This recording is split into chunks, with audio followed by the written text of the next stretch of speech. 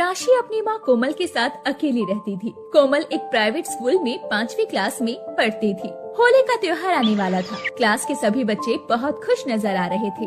कल होली है और मैं होली पर पिचकारी और खूब सारे रंग खरीदूंगा। मैं भी आज शाम को माँ के साथ बाजार जाकर अपने लिए एक अच्छी सी पिचकारी और रंग खरीदूंगा। और तो और माँ मुझे होली पर नए कपड़े भी दिलाती हैं। तभी क्लास का एक बच्चा सौरभ राशि से बोलता है। राशि, तुम होली पर कुछ नहीं खरीदोगी? नहीं, मैं होली पर कुछ नहीं खरीदती। मैं अपनी मम्मी के साथ सामान बेचने में उनकी मदद करती हूँ। क्या तुम्हारा मन नहीं करता होली खेलने का या होली पर नए कपड़े, पिचकारी और रंग खरीदने का?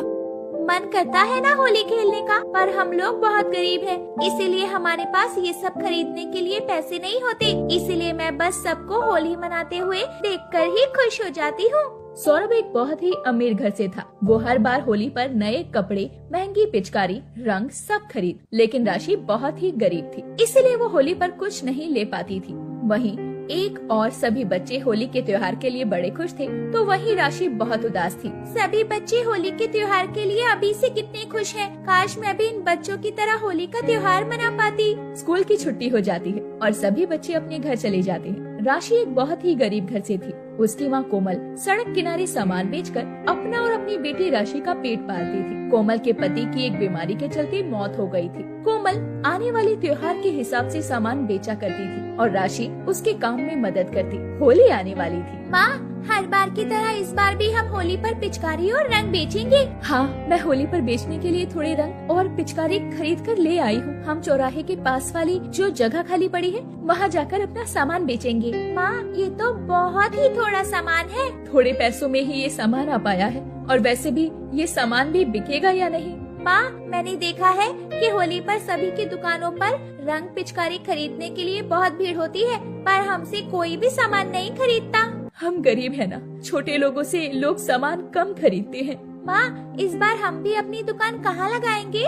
बड़े चौराहे के पास जो जगह खाली पड़ी है ना, इस बार हम वहीं अपना सामान बेचेंगे। कोमल होली के सामान की टोकरी उठाकर बेचने के लिए चल देती है। माँ, मैं भी आपके साथ सामान बेचने के लिए चलूंगी। हम दोनों मिलकर सामान बेचेंगे तो सामान जल्दी बिक जाएगा। अच्छा चलो। फिर राशि भी अपनी माँ के साथ होली का सामान बेचने के लिए चल देती है और एक बड़े चौराहे पर जाकर अपनी टोकरी रखकर आवाज लगाकर सामान बेचने लगती है। सुंदर सुंदर पिचकारी 20 रुपए में ले लो। सुंदर सुंदर पिचकारी, रंग, गुलाल और गुब्बारे ले लो।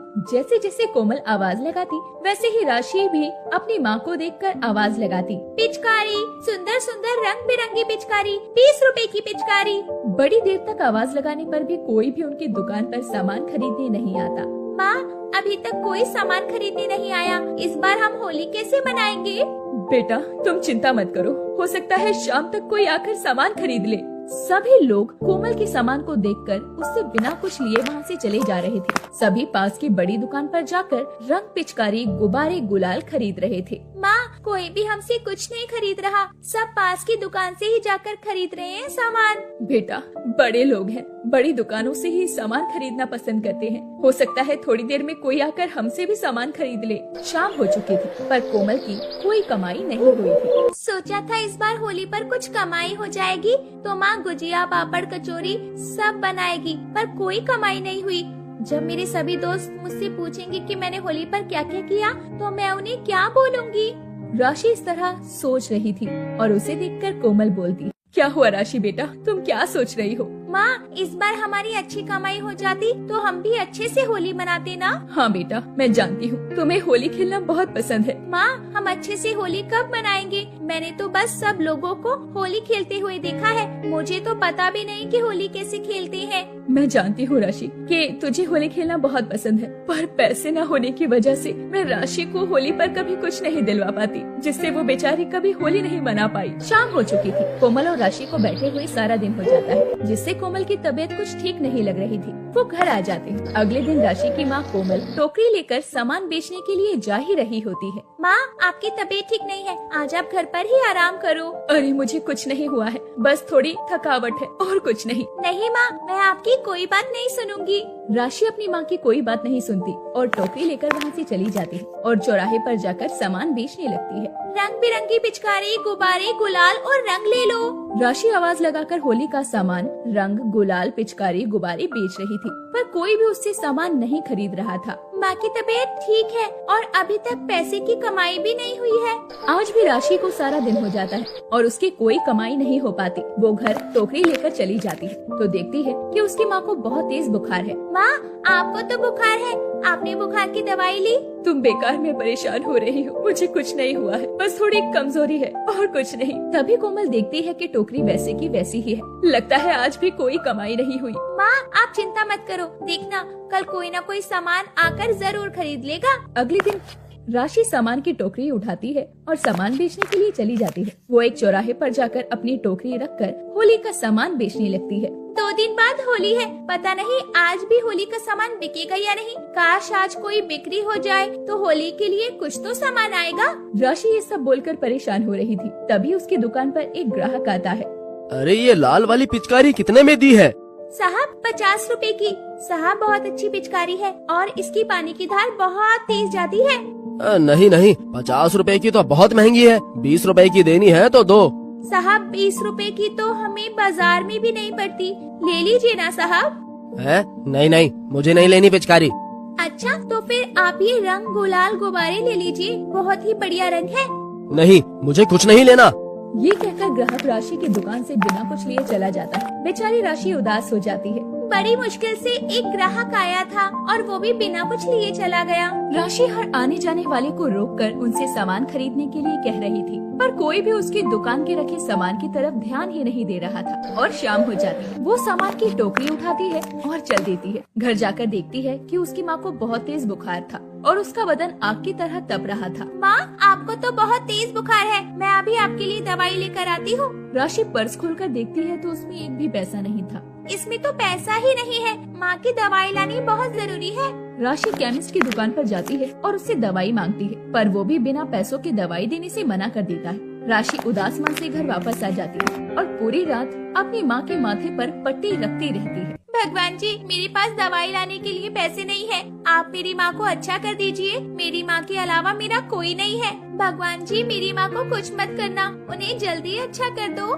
राशि को अपनी माँ के माथे पर पट्टी रखते हुए सुबह हो जाती है। वो देखती है कि उसकी माँ की तबीयत और ज्यादा खराब। माँ को तो अभी भी बहुत तेज बुखार है। आज मुझे हर हाल में होली का सारा सामान बेचकर ही आना होगा, नहीं तो माँ की दवाई के लिए पैसे नहीं आ पाएंगे। टोकरी लेकर राशि चौराहे पर जाकर होली का सामान बेचने लगती है। वो जोर जोर से सामान बेचने के लिए आवाज लगा रही होती है, पर कोई भी उसके पास सामान लेने के लिए नहीं आ रहा था। उसी की क्लास का लड़का सौरभ अपनी माँ के साथ होली की शॉपिंग करने के लिए आया हुआ था।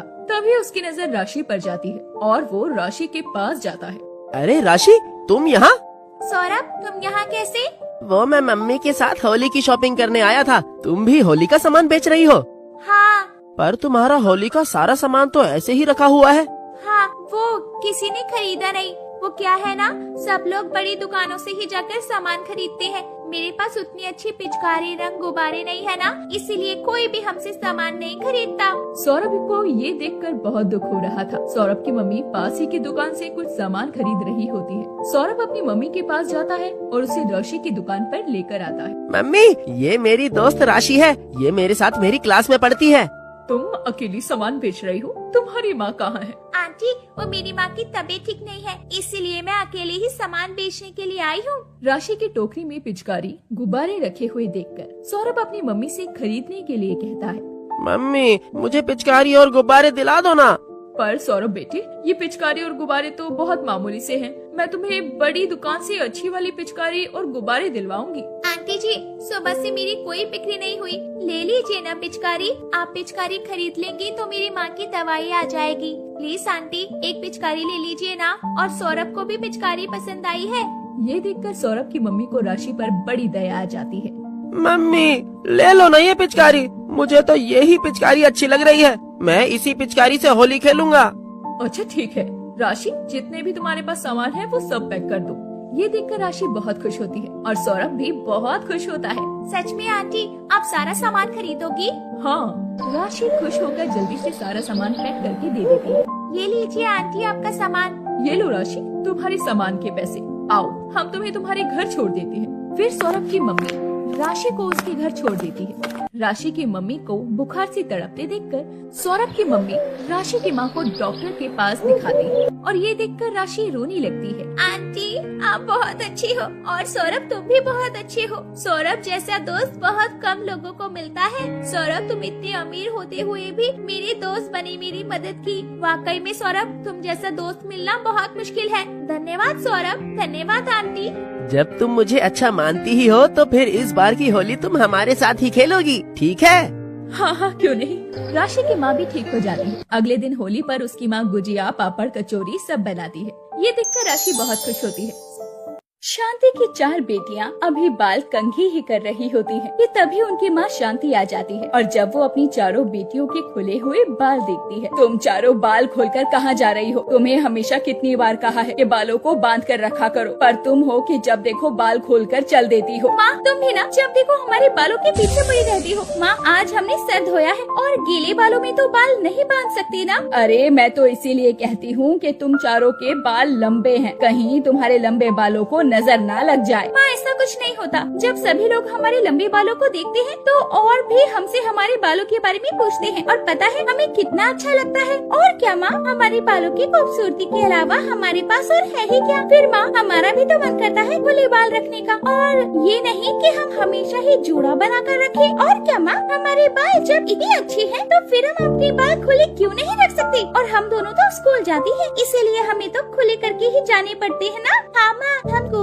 जूड़ा बनाकर नहीं जा सकते ना, वरना सब हमारा मजाक बनाएंगे। अरे मैं तो इसीलिए कहती हूँ कि तुम्हारे लंबे बालों को किसी की नजर ना लग जाए। माँ, तुम हमारे लंबे बालों को लेकर कुछ ज्यादा ही सोचती हो। अच्छा ठीक है, जैसा तुम्हारा मन करे। तभी रीना, सुनीता, विनीता और नीता की माँ अपनी चारों बेटियों से कहती है, अच्छा रीना, घर का राशन खत्म हो गया है, शाम को आते समय लेती आना। अच्छा ठीक है माँ, मैं शाम को ऑफिस से आते समय राशन ले आऊंगी। गीता दीदी ट्यूशन टीचर फीस के लिए बोल रही थी। ठीक है, अभी देती हूँ। फिर रीना अपने बैग में से पैसे निकालकर सुनीता की ट्यूशन फीस भरने के लिए उसे दे देती है। ये ले सुनीता, तेरी ट्यूशन की फीस के पैसे। रीना के पिताजी का बचपन में ही देहांत हो गया था और उसकी माँ शांति अक्सर बीमार रहा करती। घर की सारी जिम्मेदारी शांति की बड़ी बेटी रीना के ऊपर आ जाती है, जिसकी वजह से उसने जैसे तैसे करके अपनी ग्रेजुएशन की और फिर उसके बाद एक छोटी सी कंपनी में जॉब करने लगी। रीना अपनी जॉब पर चली जाती है और वो तीनों स्कूल। शाम को ऑफिस से आते समय रीना घर के लिए राशन लेकर आती है। अरे रीना बेटी, आ गई तू, मैं कब से तेरा इंतजार कर रही थी। तुझे राशन लाने के लिए कहा था, ले आई?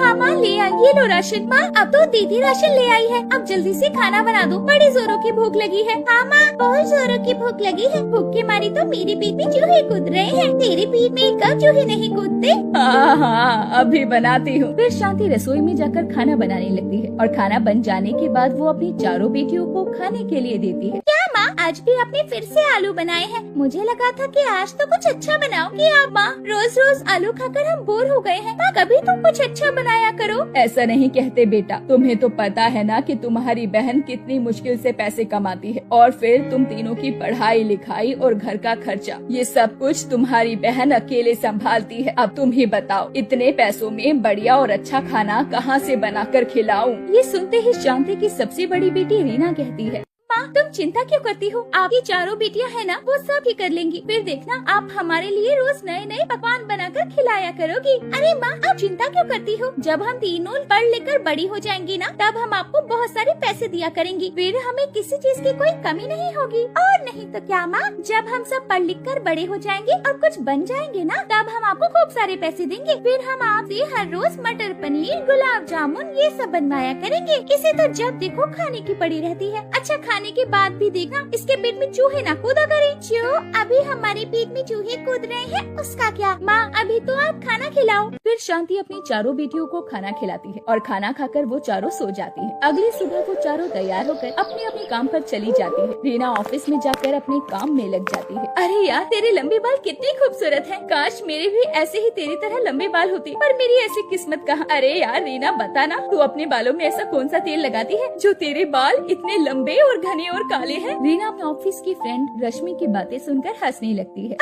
अरे यार, मैं तो अपने बालों में कुछ नहीं लगाती, मेरे बाल बचपन से ही लंबे हैं। सही में तू जब बाल खुल कर आती है ना, क्या लगती है, बस क्या ही बताऊं। अच्छा, अब ज्यादा तारीफ हो गई तो कुछ काम कर लेते हैं, वरना अभी सर ऑफिस से निकाल देंगे। शाम को ऑफिस की छुट्टी होती ही रीना घर चली जाती है। उसकी तीनों बहनें भी घर आ चुकी थी। फिर शांति खाना बनाकर सभी को खाने को देती है। सभी साथ मिलकर खाना खाते हैं। आज मकान मालिक आया था, किराया मांग रहा था और बोल कर गया है कि अगले महीने से किराया बढ़ा कर देना। पहले ही घर का गुजारा मुश्किल से हो पाता है और अब ऊपर से मकान का ज्यादा किराया। अरे माँ, तुम चिंता क्यों करती हो, सब हो जाएगा। रीना बेटी, तू अकेले सब कैसे कैसे करेगी, पहले ही तेरे ऊपर इतनी जिम्मेदारियाँ हैं। माँ तुम चिंता मत करो, सब हो जाएगा। कल मुझे सैलरी मिलेगी, उससे आप मकान का किराया मकान मालिक को दे देना। अभी चारों बहनें खाना खाकर उठी ही थी कि तभी अचानक से उनकी माँ बेहोश हो जाती है। माँ को क्या हुआ? दीदी देखो ना, माँ को क्या हुआ? अपनी माँ की खराब हालत देखकर रीना और उसकी तीनों बहनें उसे हॉस्पिटल ले जाते हैं। डॉक्टर साहब बताइए ना, हमारी माँ को क्या हुआ? आप आइए मेरे साथ। फिर डॉक्टर रीना को अलग से कमरे में ले जाता है और उसे उसकी माँ के बारे में बताता है। तुम्हारी माँ के दिल में छेद है, हमें उनका जल्दी ही ऑपरेशन करना होगा